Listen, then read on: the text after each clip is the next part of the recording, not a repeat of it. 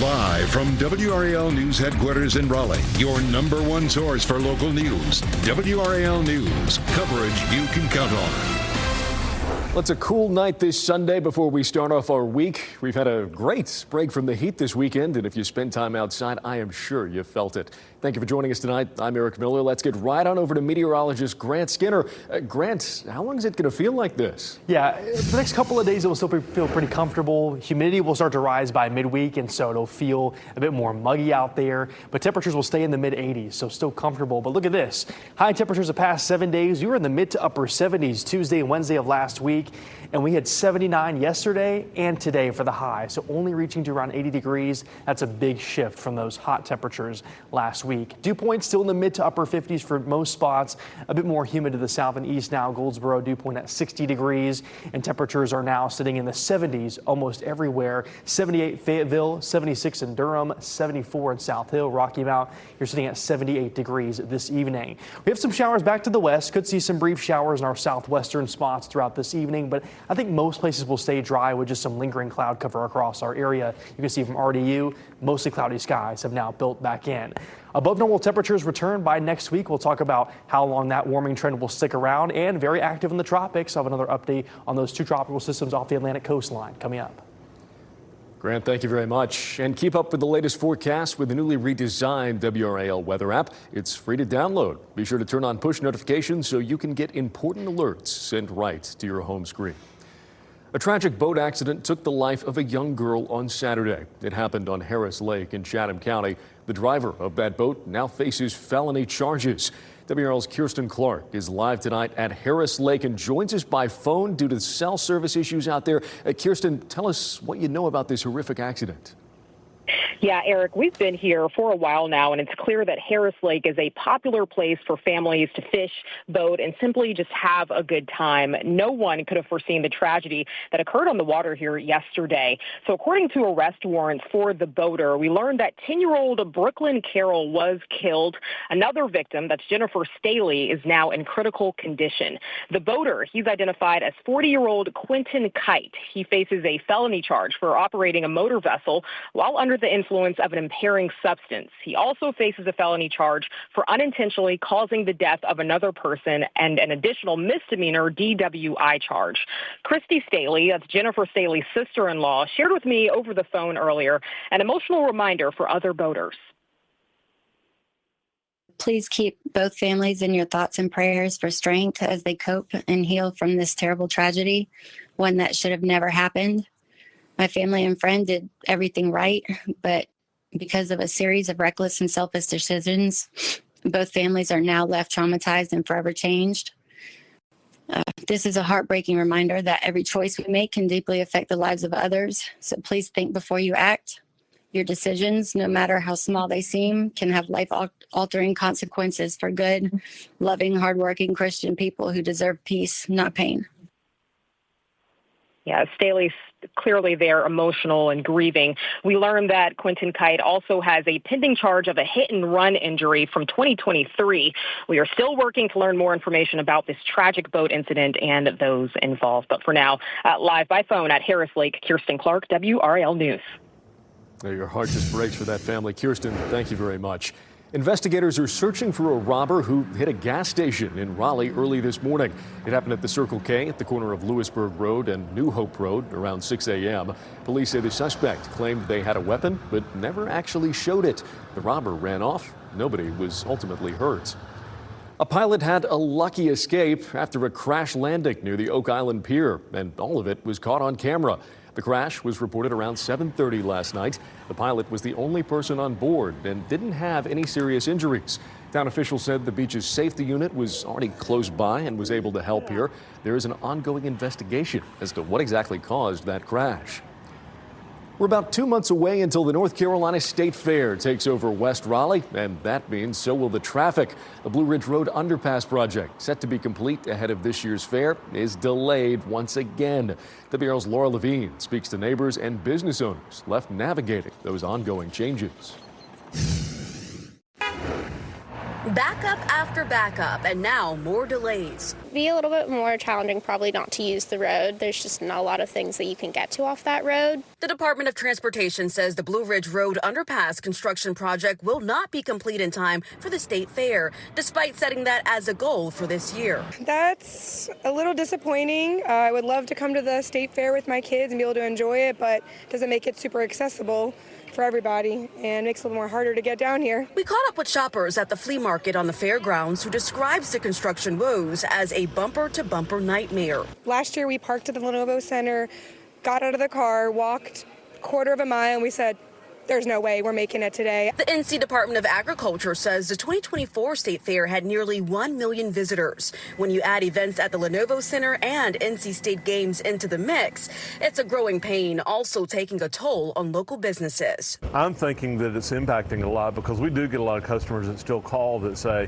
how do I get there? Jeff Hastings of Burke Brothers Hardware tells me over the years, Powell Drive near his business has become a natural detour for drivers for nearly a month. The normal foot traffic, the people that we see day in and day out, that cuts down about 20% during a normal state fair.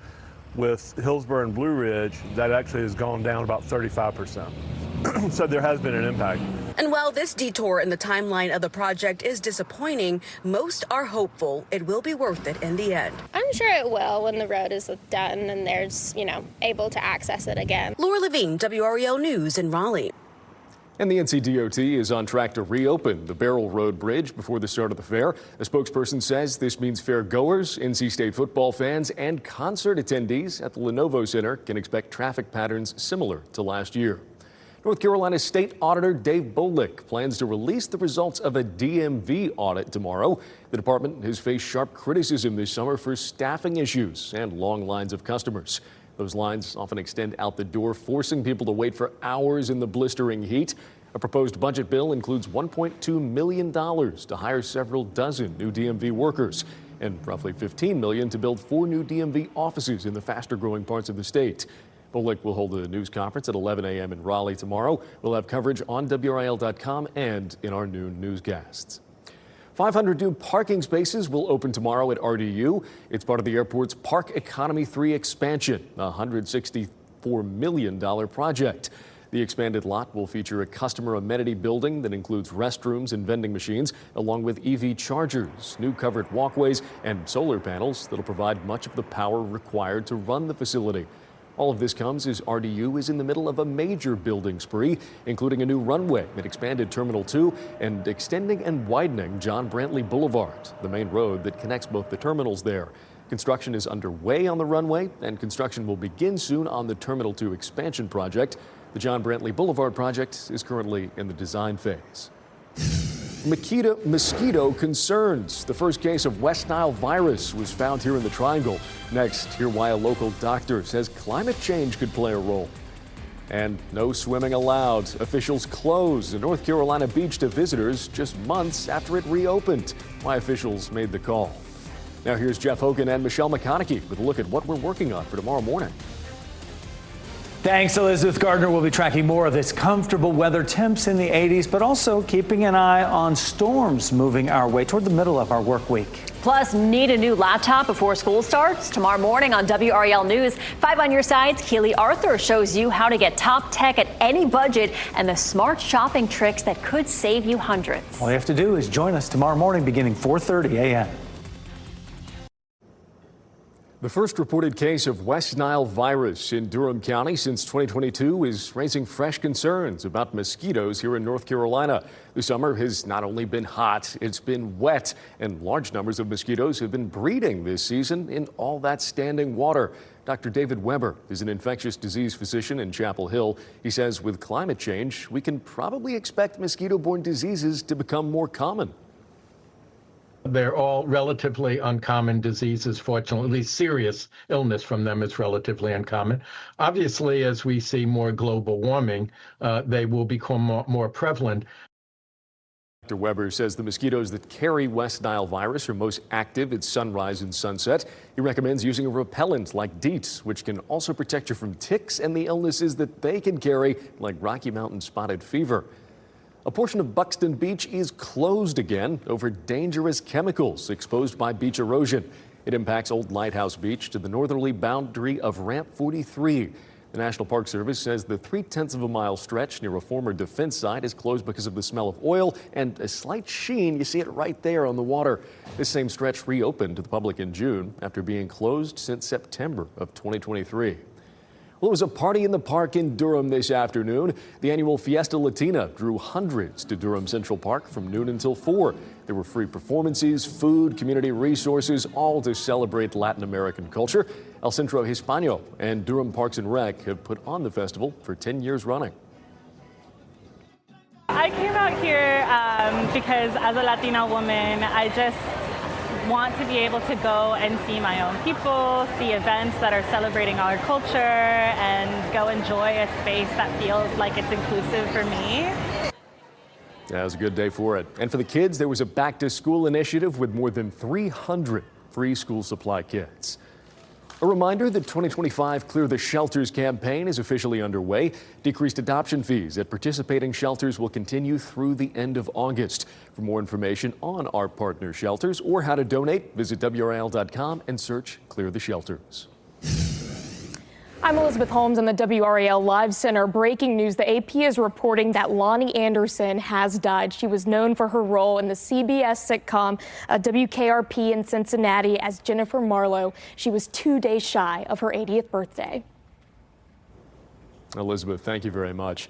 Well, turning now to our forecast, it has been one heck of a weekend for weather whiplash here, Grant. I really can't believe how it feels when I stepped outside today. Yeah, some cooler temperatures today and yesterday as well. Highs only at around 79 degrees, so that was really pleasant across our area. But things are starting to heat up in the tropics. We're watching a couple of areas off the Atlantic coastline, one with a 20% chance of development over the next 7 days, one with a high chance over the next 7 days. So I want to break down both of those. You can see the first one is just off the east coast of east coast of our area. You can see moving to the northeast and northeast at a high chance of development now over the next 48 hours and the next 7 days. This will likely be our next tropical system, developing into a tropical storm in the next 24 to 48 hours. So keep a close eye on that. Again, not a threat to our area, but it's just moving to the east and northeast, but just an area to watch.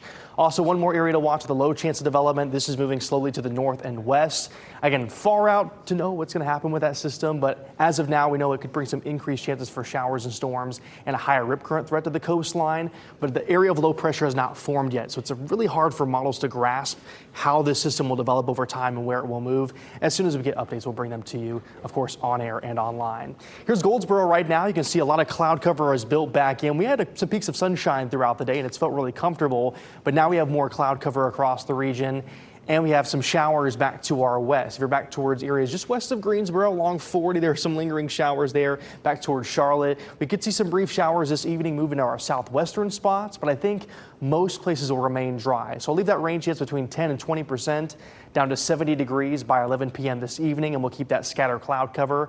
By tomorrow morning, less in the way of clouds and comfortable upper 50s for our northern spots, low to mid 60s for the Triangle and Point South, 65 in Fayetteville, 61 Rocky Mount, Durham, 63 degrees.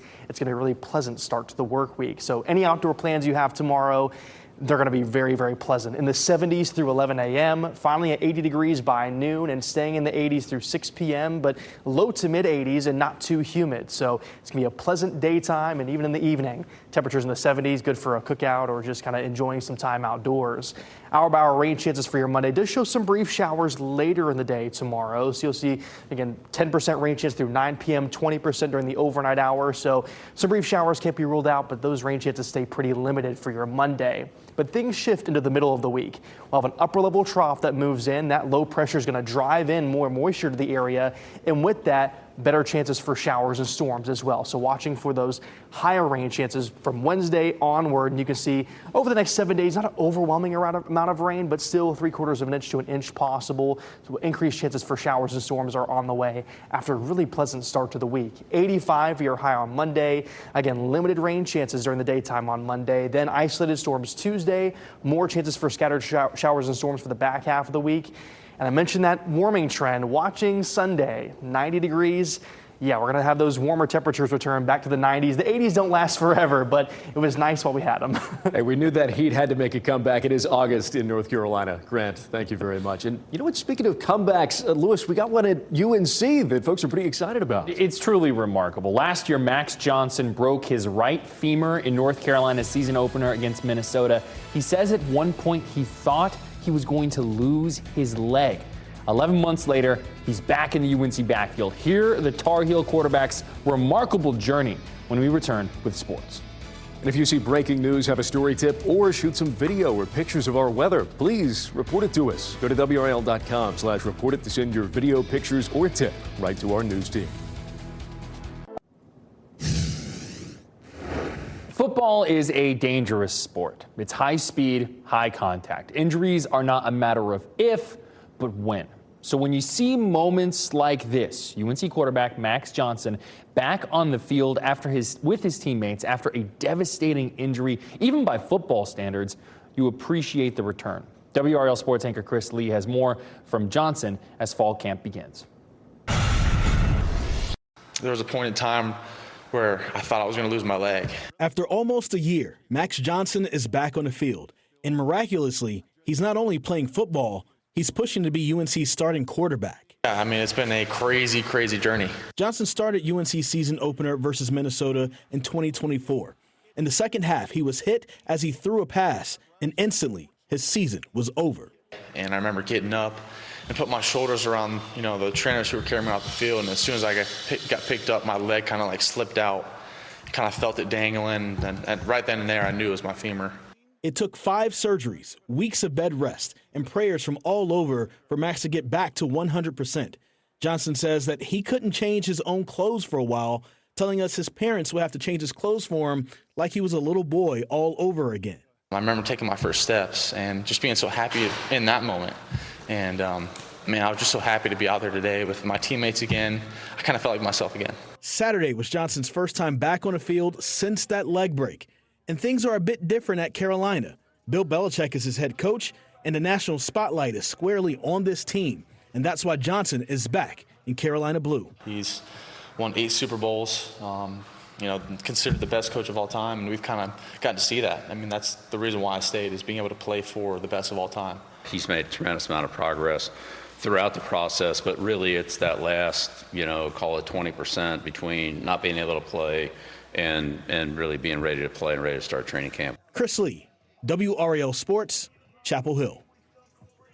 And one more note for UNC football. The Tar Heels picked up an in-state commitment today. Rolesville junior running back Amir Brown announced on Sunday his commitment to UNC.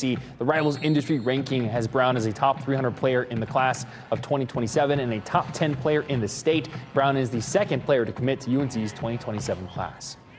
Panthers fans haven't been able to watch training camp practices this year because of construction near the field. So that made Saturday night's Fan Fest at Bank of America Stadium all the more important for folks around the Queen City. There were a few big plays from Xavier Leggett and Jimmy Horn Jr. Defensive tackle Derek Brown wasn't in full pads, but that's not a surprise. He's still working back from a knee injury that ended his 2024 campaign. Second-year head coach Dave Canales was happy for the opportunity to simulate game day situations for the newer players. But took advantage of a full pregame for our rookies. Just kind of here's how we lay it out. And, took them into the half, got them a feel for refocusing, splitting up offense, defense, working through some issues from the first half. So, but I thought there was a lot of good hitting out there. Some good, some bad. I'm sure we'll figure all that out as we watch film, but definitely a lot of fun. The Panthers' first preseason game is on Friday. They'll host the Cleveland Browns. You can watch the game on Fox 50. Coverage begins at 7 p.m. Very interested, Eric, to see what the Panthers look like this year. Panthers UNC, it is a very exciting year for football here in the state of North Carolina. Lewis, thank you very much. And thank you for joining us here tonight. NBC Nightly News coming at you next. We'll be back with another local newscast tonight at 11 o'clock. Have a great evening, everybody.